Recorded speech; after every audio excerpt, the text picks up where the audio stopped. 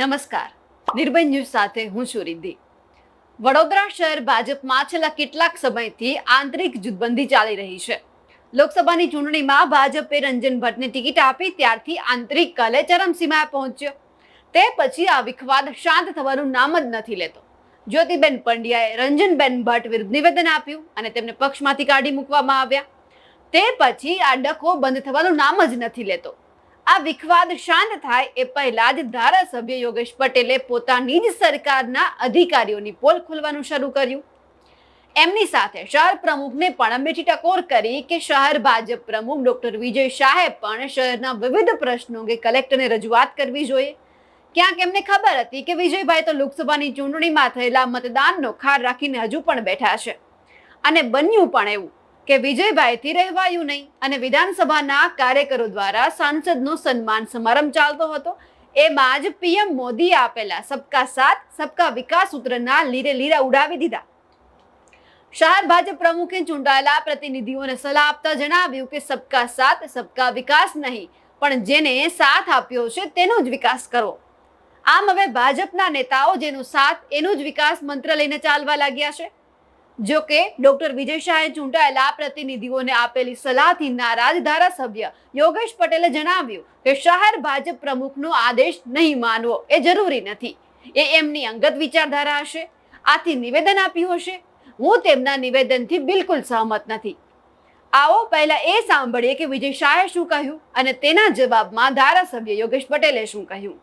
એક વસ્તુ બહુ સ્પષ્ટતાથી આપણે કહેવી જોઈએ કે 2019 ની વાત કરીએ, 2020 ની કોર્પોરેશનના ઇલેક્શનની વાત કરીએ, 2022 વિધાનસભાના ઇલેક્શનની વાત કરીએ કે 2024 ની આ વખતની લોકસભાના ઇલેક્શનની વાત કરીએ, દરેક વખતે અમુક જ પ્રકારના બૂથમાંથી ભારતીય જનતા પાર્ટીને મત મળે છે। હું રાવપુરા વિધાનસભાની વાત કરું અને દરેક વખતે અમુક પ્રકારના બૂથમાંથી ભારતીય જનતા પાર્ટીને મત મળતા નથી અથવા તો બહુ ઓછા મત મળે છે। 700 લોકોનું વોટિંગ હોય, 800 લોકોનું વોટિંગ હોય, 1000 લોકોનું વોટિંગ હોય અને એમાં પણ સિંગલ ડિજિટમાં, ડબલ ડિજિટમાં જ્યારે ભારતીય જનતા પાર્ટીને મત મળે છે ત્યારે પાર્ટીના મુખ્ય આગેવાનો જે મંચ પર બેઠા છે અને સામે બેઠેલા ચૂંટાયેલા પ્રતિનિધિઓ એમણે પણ એવું વિચારવું જોઈએ કે કયા વિસ્તારમાં કામ કરવાની અગ્રિમતા તમારે આપવી જોઈએ। એવા વિસ્તારમાં કામ કરીને આપણા ફોડવારી, આપણા બજેટના પૈસા ન વપરાય કે જે વિસ્તારમાંથી છેલ્લા 5 વર્ષથી, 10 વર્ષથી, 15 વર્ષથી પણ મત મળતા નથી અને જે લોકો ખોબલે ખોબલે મત આપે છે એવા વિસ્તારને આપણે બાજુ પર રાખીએ, એ લોકોને સુવિધા માટેના કામો ન થાય ત્યારે મને લાગે છે કે આપણે પણ હવે વિચાર કરવાનો સમય આવી ગયો છે। આ વખતની આપણે વાત કરીએ તો ભલે ઇલેક્શનમાં વોટિંગ ઓછું થયું પરંતુ સમગ્ર ગુજરાતમાં બધા જ મહાનગરોમાં સૌથી વધારે વોટિંગ જો થયું હોય તો વડોદરા મહાનગરના કાર્યકર્તાઓના માધ્યમથી થયું છે। ત્યારે આ સૌ કાર્યકર્તાઓને ફરી એક વખત અભિનંદન આપું છું। ભલે 61% વોટિંગ થયું, ભલે વોટિંગમાં રાવપુરા વિધાનસભા સૌથી ઓછામાં ઓછું વોટિંગ થયું, તેમ છતાં પણ મતની દ્રષ્ટિએ ગઈ વખતે મળેલા મત કરતા પણ આ વખતે મળેલા મતની સંખ્યા જ્યારે વધારે છે ત્યારે રાવપુરાની સમગ્ર ટીમને ફરી એક વખત અભિનંદન આપું છું। જે ગઈકાલે હું હતો સ્ટેજ ઉપર ને અમારા પાર્ટીના પ્રમુખ વિજયભાઈ શાહે જે વાત કરી, પરંતુ એમાં હું સંમત નથી થતો।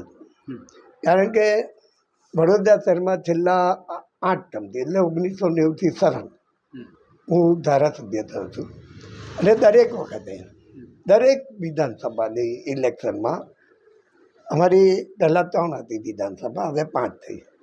એ 5 કરતાં વધારે વોટ મને જ મળે છે। પછી કોર્પોરેશનની ઇલેક્શન હોય, લોકસભાની હોય કે એની હોય, પરંતુ ખાસ કરીને જ્યારે અમે વિધાનસભામાં શપથ લઈએ છીએ કે ભાઈ અમારે કોઈ જ્ઞાતિ જાતિ એનો અમારે કંઈ ભેદ હોય નહીં। ખાસ હું જ્યારે હું રાવપુરામાં લડતો હતો ત્યારે નવાપુરા, મચ્છીપીઠ આ બધા એરિયા મુસ્લિમ એરિયા આવતા હતા ને એ વખતે 95, 90 સાલ, 2000ની સાલ એ વખતે આખું વડોદરા શહેર કોમીથી રંગાયેલું હતું। તમને જો યાદ હોય તો કોમ્યુનલ શહેર થઈ ગયેલું। લોકો પૂછીને વડોદરા શહેરમાં આવે કે આજે ભાઈ કર્ફ્યુ નથી, હવે એ વખતે બી અમારા કોર્પોરેટર હોય, અમારા કાર્યકર્તા હોય, હવે ધારો કે એક રોડ હોય ખાડાવાળો, ત્યારે હું સૂચન મૂકું ભાઈ આ રોડ મૂકવાનો, ના આ રોડ બનાવવાનો. તો ઘણા લોકો એ વખતે મને કહે કે આ રોડ નહીં બનાવવાનો, અહીં મુસ્લિમ રહે છે, અહીં ફલાણા રહે છે, આપણાને વોટ નથી હાલતા. ત્યારે હું એમને કહું કે જો ભાઈ તઈ ખાડા હશે, તઈ પાણી ભરાશે, તઈ મચ્છર થશે.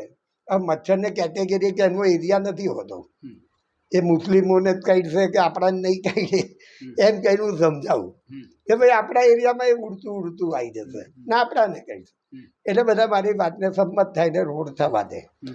એટલે કહેવાનો મતલબ શું છે કે જ્યારે તમે લોકપ્રિય કાર્ય થઈ જાઓ, લોકપ્રિય થવા માટે તમારા સમાજના કોંગ્રેસવાળાના કામો કરતો આવ્યો છે. ખુલ્લે આમ કહું ને બધા મારી કાર્ય પદ્ધતિ જાણે છે, મારા કોર્પોરેટરો જાણે છે, મારા બધા જાણે. કારણ શું છે, આમાં કોંગ્રેસ કે ભાજપના જીતવા લડાઈ ચાલતી હોય, ઇલેક્શન ચાલતું હોય ત્યારે લડાઈ ખરી, પણ ઇલેક્શન પછી કે પછી કોઈ લડાઈ નહીં. ત્યારે આપણે માનવતાની દૃષ્ટિએ આપણે કામ કરવું પડે. હવે ધારો કે વડોદરા, તમે દાખલો જ આપું છું, વડોદરામાં એકે વાર મુસ્લિમ ધારાસભ્ય થયો નથી. હા, તો હવે એને દવાખાનાનું કામ હોય ખાસ, હવે તો સરકાર પૈસા આપતી હોય છે, તો મારે કાગળ લખવો જ પડે. તમે સમજ્યા ને? તે જાય કઈ. એવી રીતે કોઈ બી કોમ હોય, આપણે દલિત હોય કે ગમે તે હોય, અમારું કામ શું છે? સેવા કરવું. તમને અમારો અહેવાલ કેવો લાગ્યો તે કમેન્ટ કરીને ચોક્કસથી જણાવજો. સાથે જ નિર્ભય ન્યૂઝને લાઇક, શેર અને સબસ્ક્રાઇબ કરવાનું ના ભૂલશો. નમસ્કાર.